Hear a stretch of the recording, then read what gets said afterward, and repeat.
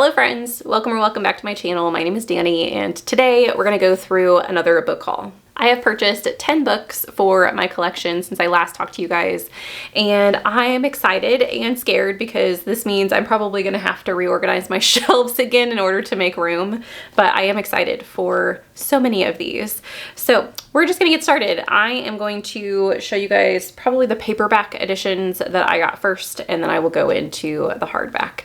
So the first one I'm going to show you guys you actually have seen before in a previous video, but I haven't put it in a haul yet, so I will show you now, and that is The Cage of Souls by Adrian Tchaikovsky. I don't know a ton about what this is about. I've read the synopsis at one point in time and I was really interested, which is why I purchased it. But this is an author I've been wanting to get into for a while, and this is one of his works that my library did not have access to, and so I decided to go ahead and purchase it.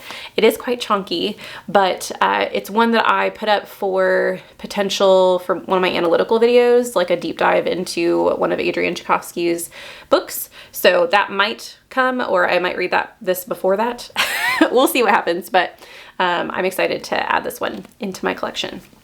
So that is one of the books I have not read that I'm adding into my collection. A book that I have read and really enjoyed is The Dollmakers. So this one, as soon as I got done reading it, I went out and purchased it because I just absolutely love the story. I thought it was a lot of fun. If you haven't heard of The Dollmakers, this is a fantasy horror featuring a girl who has always wanted to be a doll maker. In this society, you have these monsters that come out of the woodwork and kill people, and the way that the civilization has fought them off is by creating military dolls, essentially, that can go out and kill the shot, I think is what they were called. And you follow this girl on her path to becoming a doll maker in this really intricate world. This is a standalone, but it's going to be in a series of other standalones. The author said that the world itself is going to make more appearances, but this could be read just as a standalone as well. The next two books I have are in a series, and it's a series I really enjoyed reading last year, and that is Foul Days and Monstrous Nights. These both feature a witch who has lost her shadow. That's in the very first book. She gambles away her shadow, which controls or contains all of her power, and you follow her trying to get her magic back. She lives in the town of Chernigrad, that's what it is, and in Chernigrad, they have what are called the Foul Days. It's 12 days right after New Year's Eve where monsters can have control over the city. There are monsters in the city year-round, but they're really bad after New Year's Eve, and the city leans on the witches to protect them. And she can't do that anymore because she doesn't have her abilities. I just thought it was a lot of fun. I was intrigued because at the very end, I listened to both of these on audio, and at the end of the audiobooks, there is a guide, and there is, I'm not going to show it to you because it's actually it shares a page with the last page of the story, but there's a guide to all of the monsters that are featured in the story in the back. So I'm excited to have the actual physical copies in my collection. Another one that I read last year and dearly loved was Strange Beasts. This is a Sherlock Holmesian mystery featuring two women, one who is Moriarty's daughter and the other who is somehow connected to Dracula and Van Helsing. And you get to learn about that. The one who is connected to Dracula and Van Helsing, her name is Samantha Harker, and she has an ability that is potentially dangerous for her. She could end up being put into an asylum because of it, and so she has to be careful about that. But there are some gruesome murders happening in Paris, and they have to solve them, and I just thought it was so much fun. And I think I just heard that there is a sequel for this coming out, so I will be picking that up as soon as it's out. The last paperback I have is another one on this list that I haven't read yet, and that is Green Teeth. I have heard so many really fun things about this story, and there are a couple of people in my booktube universe that have really enjoyed it, and so I wanted to have it for my collection. I've been kind of into the climate witchy vibes, which I think that this gives off, and so hopefully, fingers crossed, this will be one that I enjoy because I now have it for my collection. The first hardback that I'm adding to my collection is one that I have talked to you guys about in a lot of recent videos, so you might have guessed that I would have purchased it, but I didn't want to show it off just yet, and that was The Last Gifts of the Universe. I just freaking loved this story, and I can't wait to reread it. This is a story of a brother and sister who are traveling the universe in search of answers, because there is something that is killing a whole bunch of civilizations around their home planet, and they want to make sure they can find the reason why and bring it back to their home planet so they can save their planet. Well, in the process of doing that, they also travel around with their cat, whose name is Pumpkin. And yes, I love a cat story. But the overarching themes of this book are where the book thrives.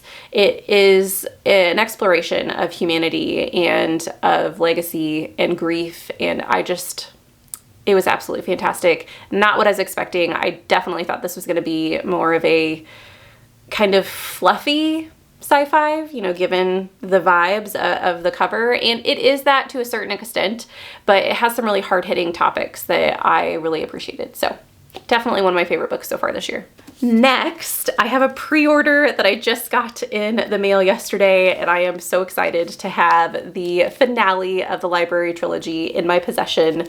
This is The Book That Held Her Heart, which is the last book in the library trilogy by Mark Lawrence, starting with The Book That Wouldn't Burn.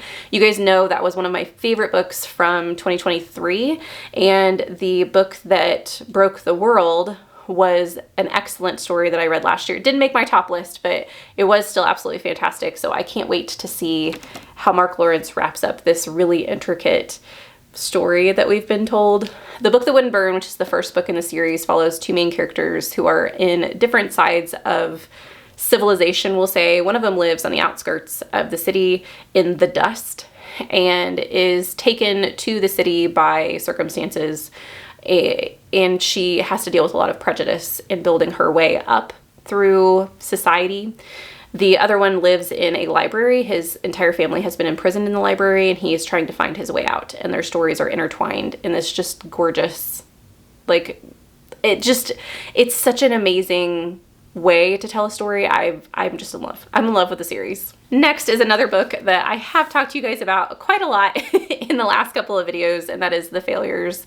This is book one in the Wanderers series, which has not had a second book published yet. This one just came out, I think, in 2024. So it might be a minute until I can get to the next one, but I just had to have a copy of this. This book is very hard to describe, but all of humanity lives inside, or the civilization that we're following lives inside this mountain, and there is a magic that does have light, but the light is dwindling, and you follow a bunch of different POVs who all have something to do with what is happening in this civilization. There's a lot of politics, there is a lot of darkness, and it was such a complex story. I do want to reread this prior to the second book coming out. But yeah, I'm happy to have this one in my collection. And the last book, but not least, is another pre-order that I am currently reading right now. I'm about 70% of the way through, and that is A Drop of Corruption. This is the second book in the Shadow of the Leviathan series by Robert Jackson Bennett. The first book is The Tainted Cup, and this is a Sherlock Holmesian mystery series, but it's mixed within a fantasy world where you have these giant leviathans who come out of the sea to kill and destroy these cities. And there are a lot of elements within the mystery, that involve climate and the augmentation of plants and people. I have absolutely loved the creativeness of the magic system within this, or I don't even know if you'd call it the magic system, but the plants and the technology and things that are used to improve people and help the empire. It's just absolutely fantastic. If you like fantasy and you like mystery and you want to try giving fantasy mysteries, I think this is the gold standard of a fantasy mystery. So those are the 10 books that I have added to my collection. I do have to find a place for them on my bookshelves because space is ever dwindling. So that might be a video that you see coming up shortly, is just a reorganization of my shelves so I can give room to my new babies. Out of this collection, I am going to count A Drop of Corruption as read because I'm almost done with it. So there are 3 books out of 10 that I haven't read yet. One of those is a continuation of a series I know I will finish, and so this one I am not worried about adding to my collection because it's a series I've dearly loved. These 2 are definitely a gamble, The Cage of Souls and Green Teeth, so I hope I love them, but I don't mind having a couple of books on my shelves that I haven't read yet for, you know, a rainy day. Let me know in the comments down below if you guys have added any books to your collection recently that you're really excited about. If you're not feeling chatty, leave me a little stack of books so I know that you guys are here. Thank you so much for watching this video. I hope you have a lovely evening, and I will see you in the next one. Bye!